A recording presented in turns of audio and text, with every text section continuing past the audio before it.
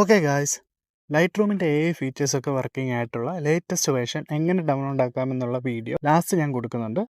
Video ഫുള്ളായി കാണാൻ time ഇല്ലാത്തവർക്ക് വേണ്ടി ടൈം സ്റ്റാമ്പ് തൊട്ട് മുകളിൽ ഞാൻ കൊടുത്തേക്കാം. ടൈം ഉള്ളവരാണെങ്കിൽ ഫുൾ വീഡിയോ കണ്ടു നോക്കൂ, നിങ്ങൾക്ക് യൂസ്ഫുൾ ആകും. സോ മുൻപൊക്കെ ലൈറ്റ് റൂം എഡിറ്റിംഗ് എന്നത് ഒരു ബാലികേറ മല തന്നെയായിരുന്നു.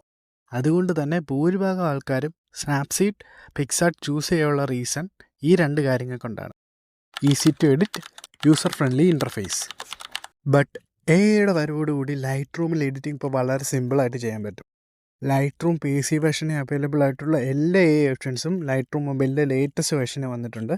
അതെന്തൊക്കെയാണെന്ന് നമുക്ക് നോക്കാം. ആപ്ലിക്കേഷൻ ഓപ്പൺ ആക്കി കഴിഞ്ഞാൽ ലെഫ്റ്റ് സൈഡിലായിട്ട് ആക്ഷൻസ് എന്ന് പറഞ്ഞ പുതിയൊരു ഓപ്ഷൻ നന്നായിട്ട് കാണാൻ സാധിക്കും. അതിൽ ക്ലിക്ക് ചെയ്ത് കഴിഞ്ഞാൽ ഓട്ടോ, സബ്ജക്ട്, ബാക്ക്ഗ്രൗണ്ട്, റീടച്ച് എന്നീ പറഞ്ഞ 4 ഓപ്ഷൻസ് ആണ് നമുക്ക് അവൈലബിൾ ആയിട്ട് കാണുന്നത്. ഈ പുതിയൊരു അപ്ഡേഷനിൽ കൂടെ എഡിറ്റിംഗ് വർക്ക് ഫ്ലോ കുറച്ചുകൂടെ സ്പീഡപ്പ് ചെയ്യാൻ സാധിക്കുന്നതാണ്. ബാക്ക്ഗ്രൗണ്ട് ബ്ലർ അഡിക്റ്റ് ആയിട്ടുള്ള ഫ്രണ്ട്സ് നിങ്ങൾക്കുണ്ട്. ഇനി വളരെ സിമ്പിളായിട്ട് നിങ്ങളുടെ ഫോട്ടോയിൽ ബ്ലർ ആഡ് ചെയ്യാൻ പറ്റും.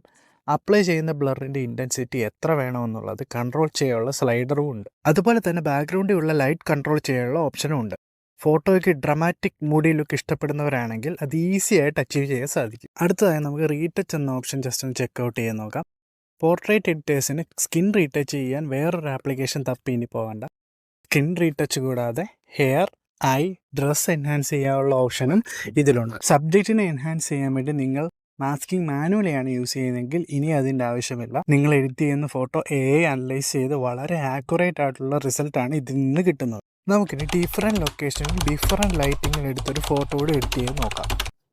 ഫോട്ടോ ഇമ്പോർട്ട് ചെയ്ത ശേഷം ബേസിക് എഡിറ്റ് അല്ലെങ്കിൽ പ്രീസെറ്റ് അപ്ലൈ ചെയ്യുക.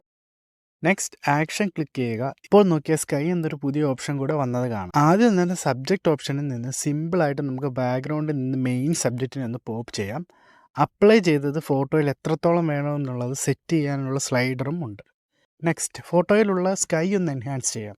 അതിനുശേഷം ബാക്ക്ഗ്രൗണ്ടിലെ എക്സ്പോഷർ ഡിക്രീസ് ചെയ്ത് അറ്റൻഷൻ സബ്ജക്റ്റിലേക്ക് കൊണ്ടുവരാം. That's it. Light room latest version എങ്ങനെ പ്രോപ്പറായി ഇൻസ്റ്റാൾ ചെയ്യാമെന്ന് നോക്കാം. ഡിസ്ക്രിപ്ഷനിൽ കൊടുത്തിരിക്കുന്ന ലിങ്കിൽ കൂടെ ആപ്പ് ഡൗൺലോഡ് ചെയ്ത ശേഷം ഇൻസ്റ്റാൾ ചെയ്യുക. എന്നിട്ട് ഫേസ്ബുക്ക് യൂസ് ചെയ്ത് സൈൻ ഇൻ ചെയ്യുക. അപ്പോൾ ഇതിലെ ഓപ്ഷൻസ് 100% വർക്കാവും. ക്വിക്ക് ആക്ഷൻസ് ക്ലിക്ക് ചെയ്ത് കഴിഞ്ഞാൽ ഇതുപോലെ ഡൗൺലോഡ് ചെയ്യാനുള്ള ഒരു ഓപ്ഷൻ കാണിക്കും. അത് ഡൗൺലോഡ് ചെയ്തതിന് ശേഷം നിങ്ങൾക്ക് നോർമലി ലൈറ്റ് റൂം യൂസ് ചെയ്യുന്ന പോലെ യൂസ് ചെയ്യാവുന്നതാണ്.